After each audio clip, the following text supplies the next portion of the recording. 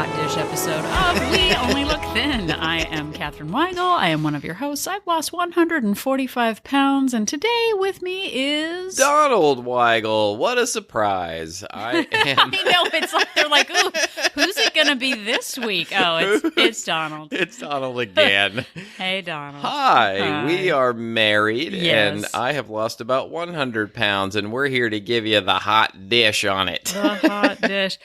Is there anything better than a casserole? You tell me. I was not expecting this question. I'm not prepared for it. I'll just say no. Nothing's better than a casserole. Thank you.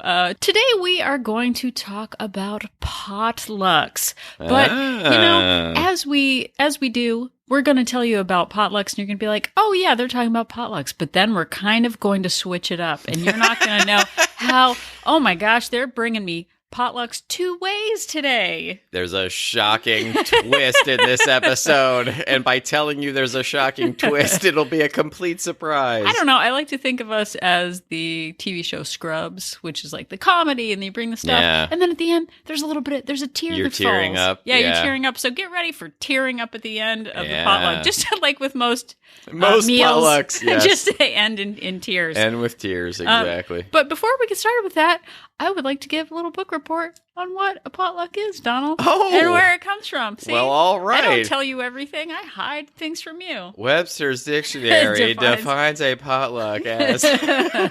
They weren't all lucky, let me tell you that. Okay, so Donald, did you know that potlucks began in the 16th century? I certainly in did England. not. I could have gone either way with that. I should have been like, of course everyone knows that.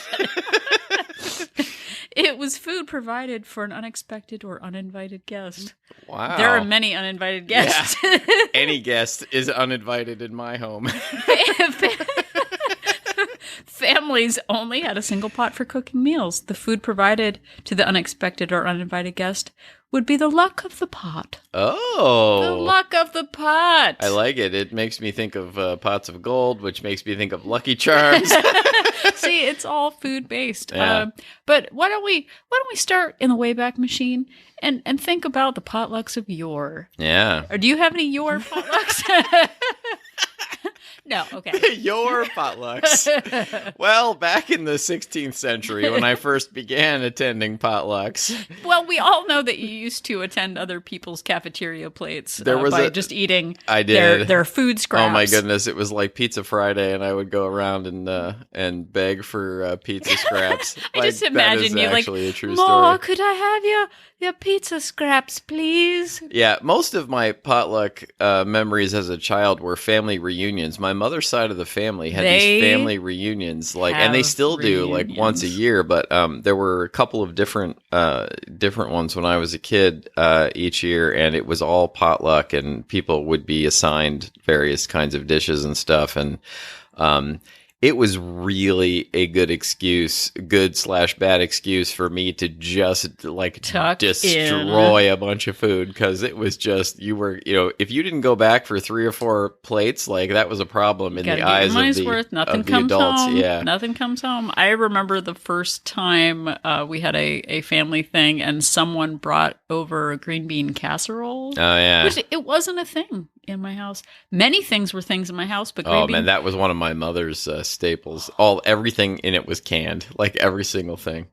I remember just believing that it was the most delicious thing. Yeah. It had creamy, it had crunchy, it had salty, it had it all. And I had to act like I didn't care about it, just like they say you should do in dating in middle school and high school. Act like you don't care. Catherine still acts like she doesn't care about me. Stop it. It makes me want her all the more.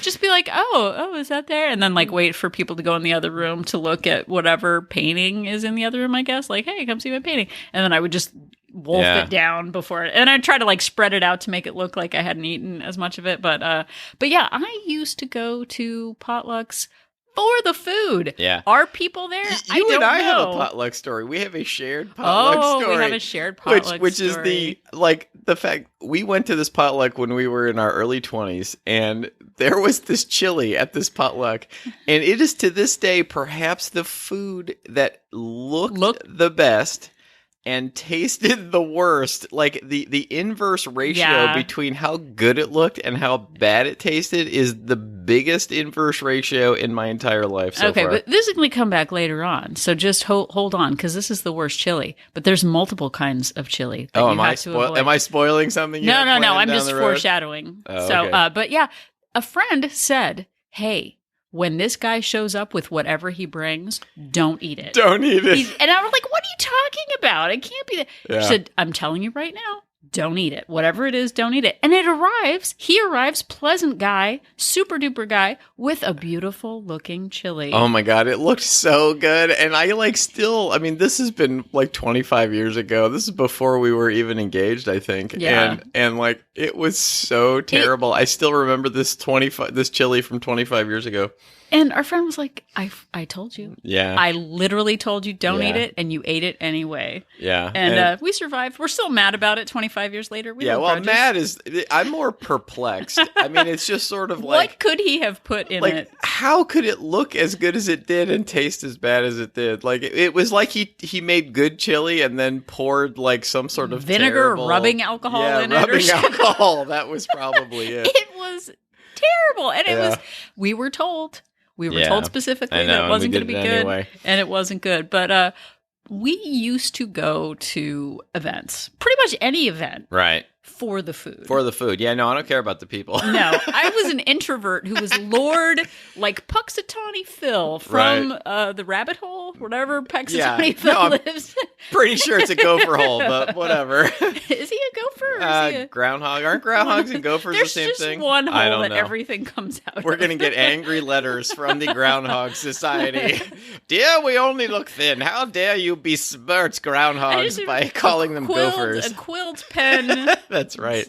Strongly worded letter from the 1600s. Speaking of strongly worded letters from the 1600s, there's a really good chance that at some point I will insult your favorite potluck dish. Oh, yeah, no, that's coming. So just be ready. We already received a lovely note from a listener in Canada. Hello, Canada. Hello, Canada. Who said that they have nice, supportive cooking shows in Canada, unlike America, where everyone's a donkey. So nicely done, Canada. Again, we are not sure that we need a list of all the ways your country is better than ours. We already know. So thanks a lot. Exactly. Lucky for you that you have all that. You have much colder weather, so ha ha ha ha. We have better rock bands. I'm going to say it. Oh, hello. Oh, Donald has launched. I'm throwing it down. He has launched the gauntlet not over a Bryan border. Adams fan. Oh my gosh. That comment cuts like a knife, Donald. Wow. Boo. No, I stand by it. All right. Okay. Blah, blah, blah. Potlucks, etc. So. This is the advice you get. Fix it in post. He can fix it in post. All right. That's what you get for I'm fixing nothing. Bryan Adams. Staying in. Is Ryan Adams from Canada? Yeah, I think so too. Wow. They only have one last name there. I think. I don't know. I guess so. Okay. Potluck. Be focused. That always works, telling someone to be focused. Okay, so, Donald, why do people go to potlucks? The food. That's what we used to do. We used to go for the food. Really, as an introvert, the food was the one thing grounding me. That and maybe the likelihood that someone would have a pet that I could hang out with. Right. Was why I went to potlucks. But in all seriousness, let's get serious about the potlucks now. Is that your serious voice? That's my very serious voice. Okay. It's my NPR voice. All right. But, okay. Snark aside, people go to potlucks for the social aspect. Other people go for the social aspect. There's togetherness. Do you remember togetherness, Donald? I do. Normal humans enjoy togetherness. Also, having a potluck lessens the load of the person hosting the event. They provide the atmosphere and maybe the utensils, maybe some beverages. Yeah. But we spread the weight of the cooking and the cleaning up by having a potluck. It gives everyone the opportunity to bring a little bit of their flair, heritage, and style to the event. Yeah. Also, and it is an opportunity to try something new, isn't it, Donald? Oh, yeah. It sure is. Like that terrible chili. Or that doesn't always work out, but sometimes trying new things is great. Or that wonderful green bean casserole. Yeah. I actually don't even think I've ever made it because I just imagine it's just, I don't know. Maybe it's better in my mind. I don't know. If you know what green bean casserole is, let us know. We'd like to hear about it. But you're often assigned something to bring. Yeah. This is foreshadowing, everybody. Just pay attention for later. Like, we already know what food is. Yeah. Thank you. Why are you so bitter, listener? Chill out. Whoa. Just give us the benefit of the doubt. Yeah, no one's forcing you to listen to this. Let's relax out there. Okay. But like a long time ago, someone I knew was having a baby. Someone's having a baby shower. It was an office thing, and our boss decided to tell my friend Vanessa that Vanessa should bring a Waldorf salad.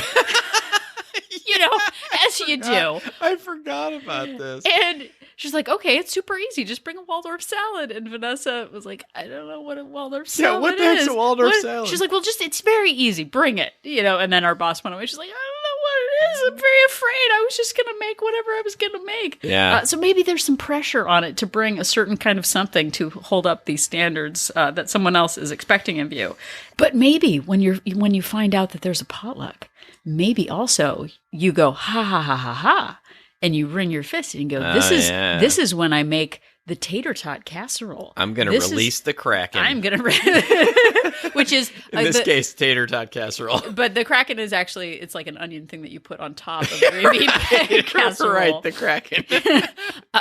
But you might see it, you looking at the man in the mirror, which is me, you might see it as the opportunity to make your favorite indulgent over the top twice as much as you need to bring. Oops, there's leftovers. Oops, I need to try it. Yeah. Like you bring your 7-layer dip that has like 9 layers for some reason. Why not put some tater tots in that guacamole dip? Why not? Just add tater tots to things. I went, okay, you're going to get it now. We went to a... What did I do? Why do I deserve getting it? Okay, listen up, everybody. This is an aside. So we went to a potluck a number of years ago. Some friends were moving out of town. We went to a potluck. I used to be a professional photographer. Oh, yeah. Very, very famous worldwide. Won trips places. Very excited. Yeah. That actually is true. That is actually true. Trip to Italy. I was a photographer, and we went to a potluck, and the host made a giant bowl of just tater tots. Cut out all the middlemen in this giant bowl of tater tots. Yeah. And I, as a grown-up, was like, I could just eat tater tots. Like, I'm a grown-up. That's not just for kids or for casseroles. Think that led to many, many tater tots. We went on a tater tot. We were on a tater tot bender for sure. We definitely did. For like 2 years or something. This is the part where you ask us if our daughter likes tater tots. She doesn't really care. Yeah. She's like, what are you talking about? We need to go to the police. I like how you're telling the listener, like, this is an aside. This is when you ask us about our daughter's tater tot. She doesn't care for tater tots. Yeah. I don't know what is happening. I like how I said I was going to call the police on her. Not that I would take her to a doctor. Okay, so I'm a professional photographer. This is about me, everybody. So I took a picture of the tater tots, a close-up picture of tater tots. Yeah. I post pictures on a website where I post all my beautifully crafted artisanal photos. Suddenly, this janky picture of tater tots had the most views of any photo I had taken of anything. And someone actually wanted to use it for their blog and like, oh, someone has reached out to you about one of your photos. And I'm like, oh, is it the one of the Empire State Building or the beautiful light in Florence, Italy? Here's the bottom line. Turns out people like food. People like food. My camera basically fell over a picture of tater tots, winning awards for tater tot photography. I'm mad about it. So now you know. Now our listeners are mad about it. Now they can. They carry were already that mad about around. this episode. Yeah. So okay, enough about tater tots. What were we talking about? So I used to go to events for the food. The people were just the thing I had to get through to get to the food. I had to pretend to be interested in them while I was thinking about what I was going to go back for at the buffet. So as society opens back up again because of the COVIDs, the 19s, the 18s, the 20s, we are being reintroduced to society after being in captivity. I don't care for it. I don't care for it one bit. So the gates are opening back up to society, and as we are being released, we have many food opportunities that might come our way. And we're not used to seeing other humans. We're not used to eating outside in public. And we have the opportunity to make some choices about the kind of people that we want to be when we come back into society. I know a few people recently, depending on where you are in the world, are maybe going to more social events than they were for the last year. Yeah. And we can kind of forget what boundaries we can put in place with food. Because for me in the past, food was the primary reason for leaving the house really at all. Was food.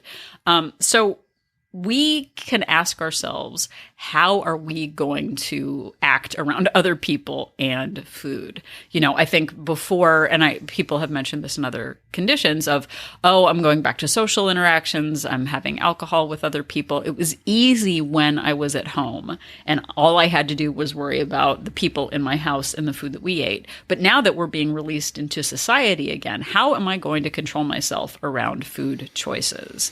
And I think the big thing that we have shifted around in our relationship with food is, why are you going to the event? Because before, it was all I pictured, the people, blah, blah, blah, blah, was just the tables full of food. Right, like, right. Oh, there's a potluck, okay, food. Even now, it's mostly what I'm picturing. Like you don't picture people's faces. You just are like, yeah, I'm not like, ooh. oh, it will be nice to hang around people again. I'm like, oh man, all those dishes just waiting for me to dive into. Oh, let me try it again. Yeah. But so before you step out the door with your deep dish, whatever, really remind yourself why you are going to the event. Do you have a mindset that tells you that this is the only opportunity you're ever going to have to eat food again, and you're going to just shovel it all in to get your money's worth, or your not money's worth because it's a potluck? Or are you actually going for the fellowship and the friendship and the connection with people? Yeah, we give this advice around the holidays too, is to remember that holiday gatherings are really supposed to be about family and traditions. And really, potlucks are very similar in that sense. And it's not really about the food, even though that's sort of a nice / dangerous side benefit. And, we give lots of advice about really being mindful of what you take. Don't load up on the very first things that you see. Look at everything that is there in terms of navigating the food, and really just pick a few of your favorites. And also, if you really want to stay within your plan while you're there, there usually are things that are very low calorie friendly at these things, and you can eat those kinds of things, or eat something before you go, and really make the event about the socializing and the people, and not about the food. Well, and I definitely used to be the kind of person who, whenever I would go to a restaurant, I would want to get my money's worth. I would want to get the most indulgent thing that I couldn't get at home, as though I would never have an opportunity to go to a restaurant again. It was all about the portion size and the giant plates and whatever. And I've gotten to the point now where I can really ask myself, why am I going to this thing? Also, it's the not cooking and the not making your own dishes, and the benefit of just having a night, where you don't have to manage your kitchen choices. So as we go out into society, we have to remind ourselves that there is no food scarcity. Are you actually going to the event to sabotage yourself, but act like you're a victim of it, which I used to do all the time? Like, well, it'd be really insulting if I didn't eat whatever. Didn't you have some foods that you wanted to, speaking of insulting, any foods that you wanted to mention that were... Oh, I'm getting there. Oh, you're getting there. Okay. Ask yourself, are you making the food that you're making to sabotage yourself? Or are you making it to serve yourself in the most appropriate way? Are you making triple what you need to secretly eat, which is what I used to do? Because I used to make the most decadent thing that I could think of. And it was the sort of thing where, some people expect you to bring the same thing every time. Like, oh, well, she always makes her whatever, like her 7-layer dip with 9 layers for free. Yeah. For some reason. You could just call it 9-layer dip, but no, it's 7-layer dip. Many layered dip. Layers, I know, but you look at it, it's like, I don't see 7 layers. What's a layer in there? That doesn't count. There's always one stickler who's like, this only has 7.5 layers. You can't count green onion as a layer.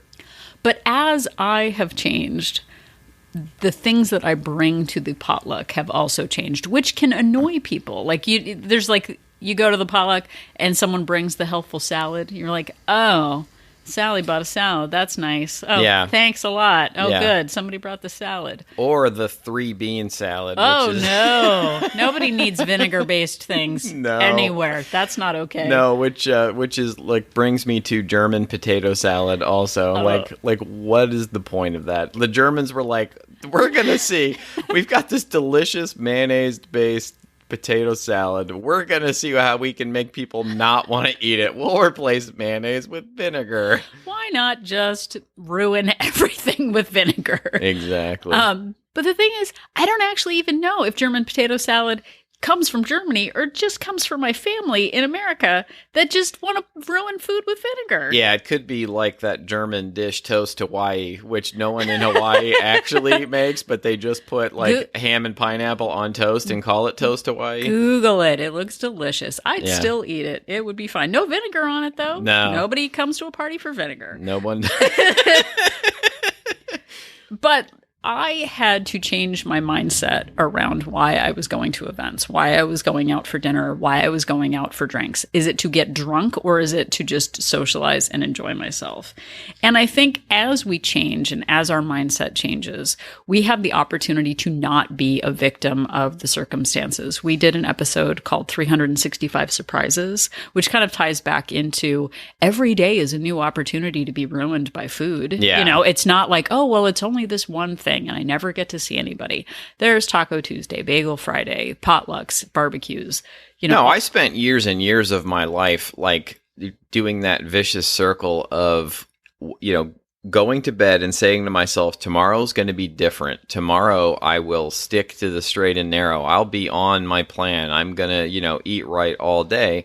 And then I get, 2 hours into the day and somebody says something vaguely insulting and suddenly I'm like, binging in the kitchen at work on whatever treats are in there. And, just doing that over and over and over again, like looking for excuses basically to eat and eat and eat.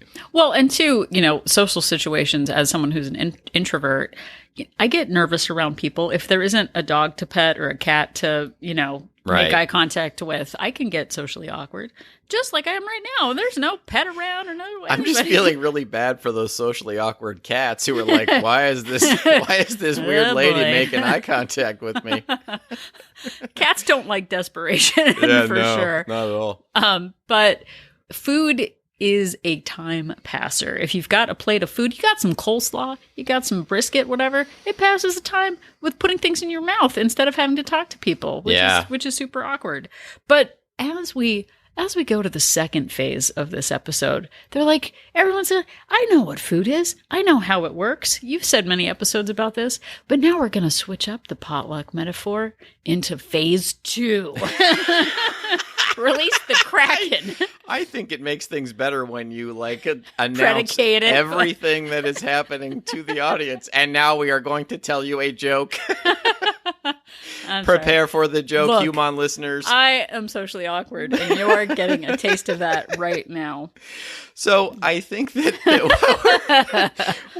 what we're talking about is, what kind of potluck dish are you? And what kind of potluck guest are you? Are you the kind of person that you want to invite to your own potluck? And are you really bringing your best dish? Or are you really just sort of like going for the store-bought crudité? Yeah, the emotional store-bought crudité. Yes. So as we enter any situation, whether it's a Zoom call or an in-person meeting or a gathering of friends, what stories are you bringing to the event? I know that I used to show up to everything with negativity, limited mindset. I'm a victim of every situation. And we fall into roles in life with certain people too, where people expect us to be the one that commiserates or brings up the negative situations or kind of brings the party down. Yeah. I can't say that I was an Eeyore, but I definitely was like, oh, my life sucks. The work sucks. Oh, family sucks. Sucks. Like everything is terrible. And that's a bummer. Yeah, for sure. And I spent most of my life, having a prefix menu, which was essentially that I was too busy to actually focus on fitness, or that I was doing everything right and it still wasn't happening for me, or I was telling myself, well, I just have a terrible metabolism and everybody who's thin just has, gifted with a naturally good metabolism. And instead, I decided, 5 years ago, I didn't just decide, but I discovered that putting a growth mindset on the menu and maybe realizing that I was wrong about myself and that I was lying about myself might actually be the real truth. And that I was capable of doing hard things and that I was capable of making fitness a priority. It turned out that I just wasn't making it a priority. Instead, I was just thinking about it all the time and thought that I was making it a priority, but really only doing a bunch of half measures to make myself feel better instead of actually focusing on it and making it what I should be doing and what I was doing all the time. Oh, for sure. And I think, too, when I would come across positive people or people who wanted me to look at things differently, I would just sort of, grit my teeth and be like, this is my life. I can't change it. You're lucky. I'm not lucky. I want you to agree with me that my life is terrible and that I need to eat about it. Right. And I didn't like being confronted with positivity. Yeah. And even people who, I would listen to podcasts or, hear success stories and be like, well, they're different than me. Like right. They didn't have it as bad. They're not as overworked, underpaid, underappreciated. They don't have my life experience. They don't know what a victim I am. And I held on to those beliefs, and it didn't get me anywhere. No. And I thought people who were positive, who had growth mindsets and practiced gratitude, that they maybe weren't as smart as I was, because they obviously just hadn't given it enough thought, just hadn't really realized how terrible the world was. And it turns out that having a positive mindset is something that needs to be worked on. But guess what? It actually works over time. Yeah, and it's like practicing anything, I've mentioned this before, but for some reason, we understand that to become an accomplished pianist, you need to really practice the piano a lot. But for some reason, we think that we should just automatically be good at having a positive mindset, or we should just automatically be good and know what to do when it comes to eating and exercise.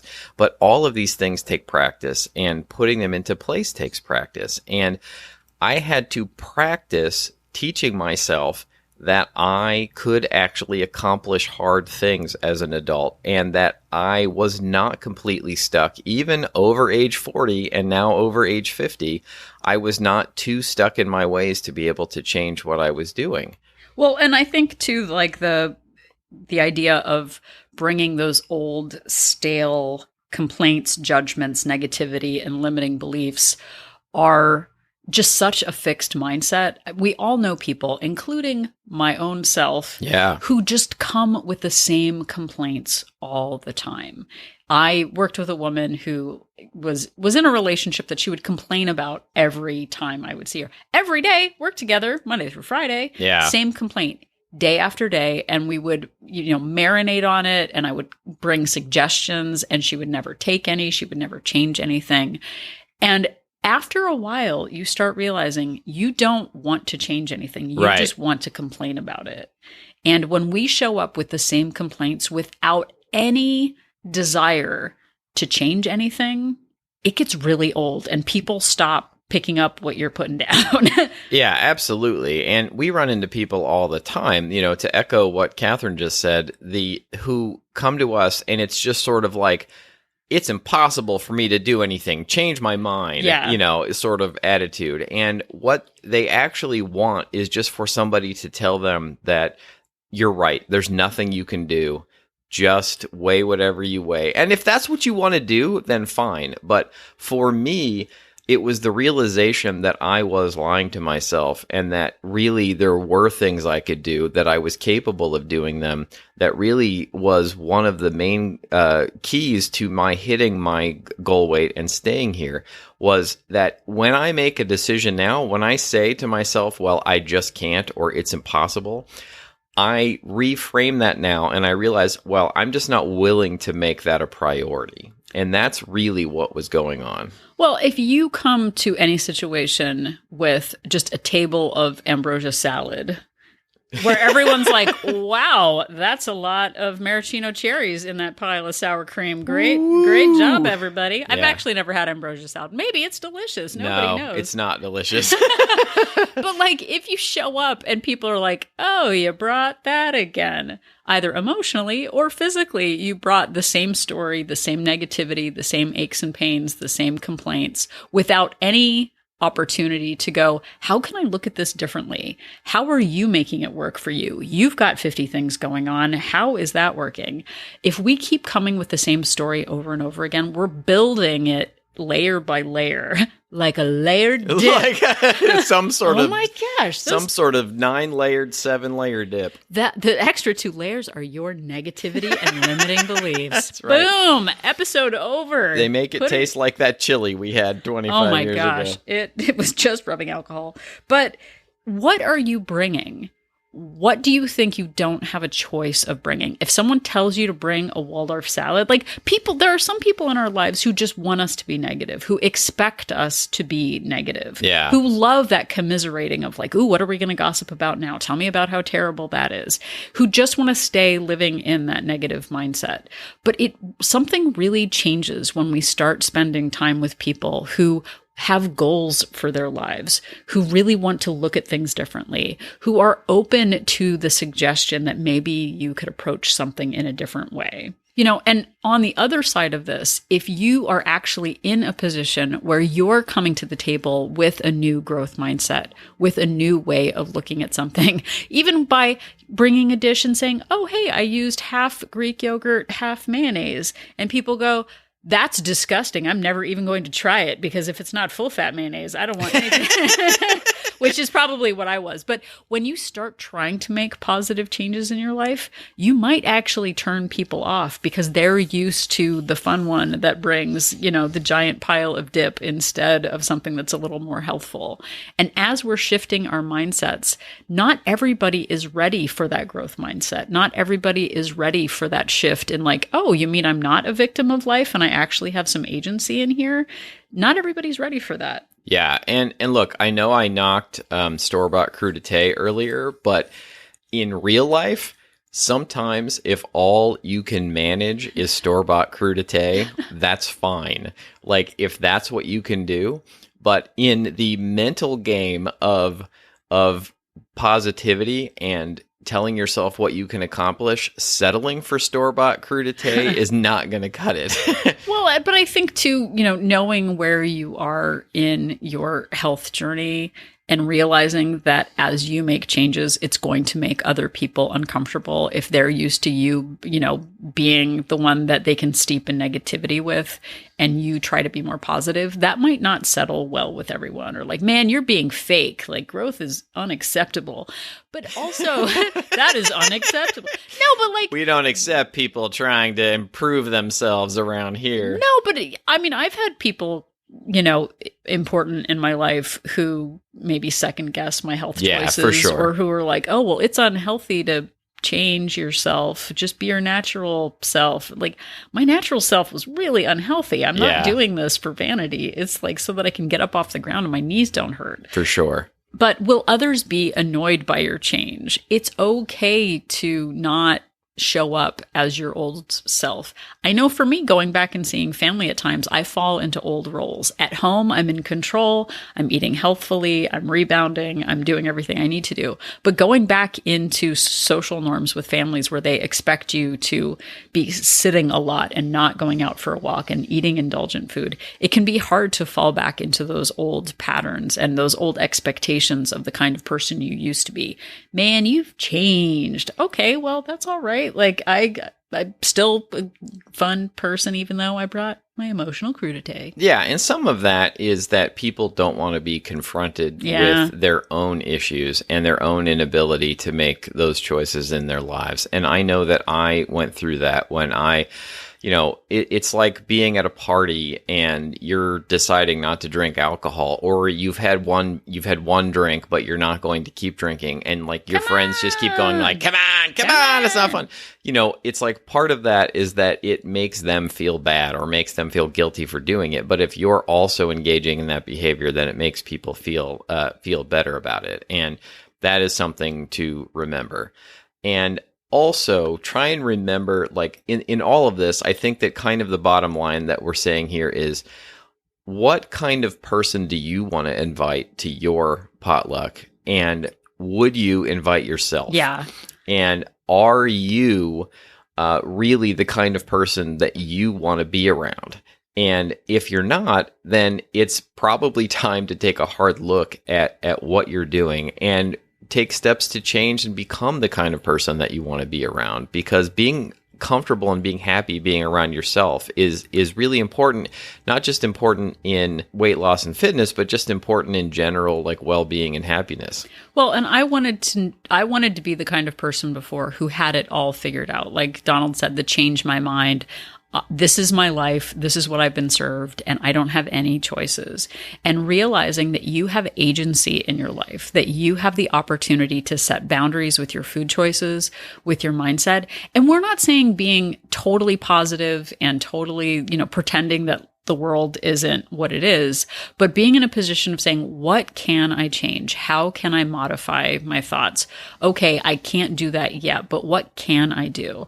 We have growth mindsets now that came out of consistent, slow, positive behaviors over time. It's not like we woke up one day and realized that the world was, forever changed. We weren't visited by 3 ghosts. Yeah, there was no epiphany, like the heavens didn't open up and lights didn't shine down. But I'm always searching for people with growth mindsets, people who can challenge me to look at things differently. It can still be hard when someone, shines a mirror upon my choices and I'm like, oh yeah, I can't do anything. And I go, oh, I do have some agency in this. Yeah, my first reaction is still oftentimes like, that's impossible. There's no way. Like, that can't be true. And then, I go away and think about it and go like, well, okay, maybe that is true. Maybe I could actually do that.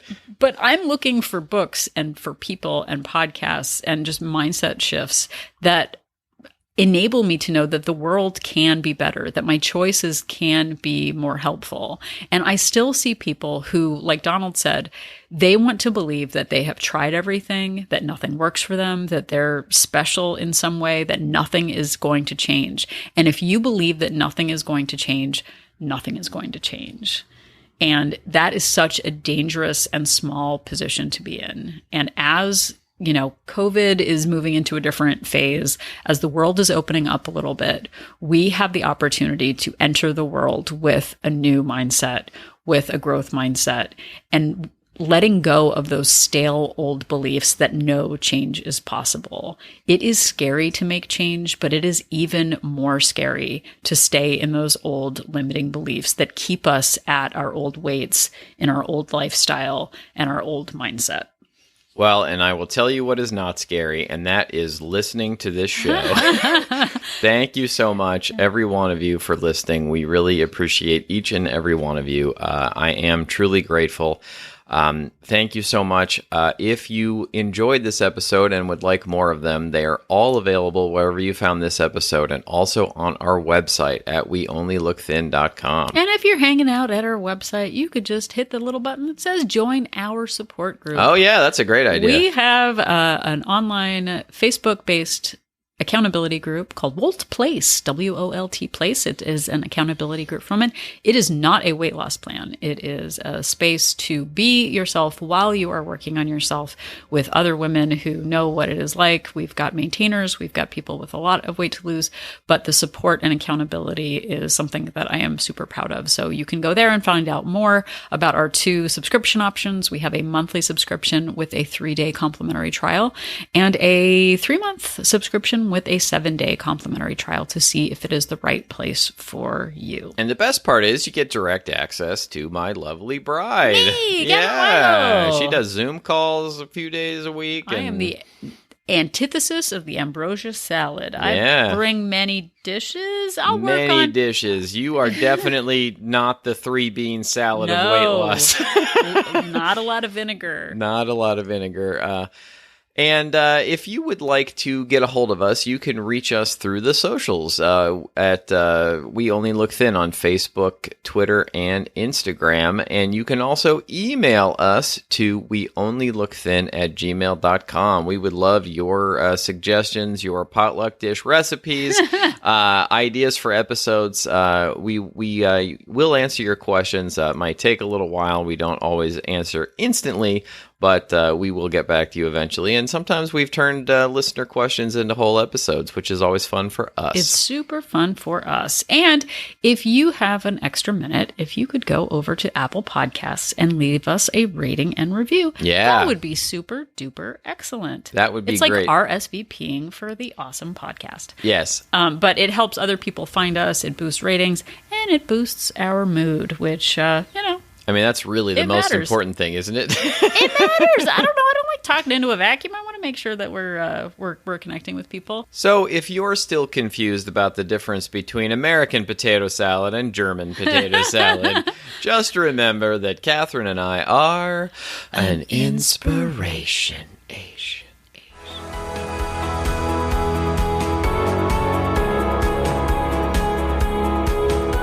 The information that you hear on this podcast is for informational purposes only. The hosts are not medical professionals. You should always consult with your doctor, nurse, or other certified health professional before beginning any diet or fitness program.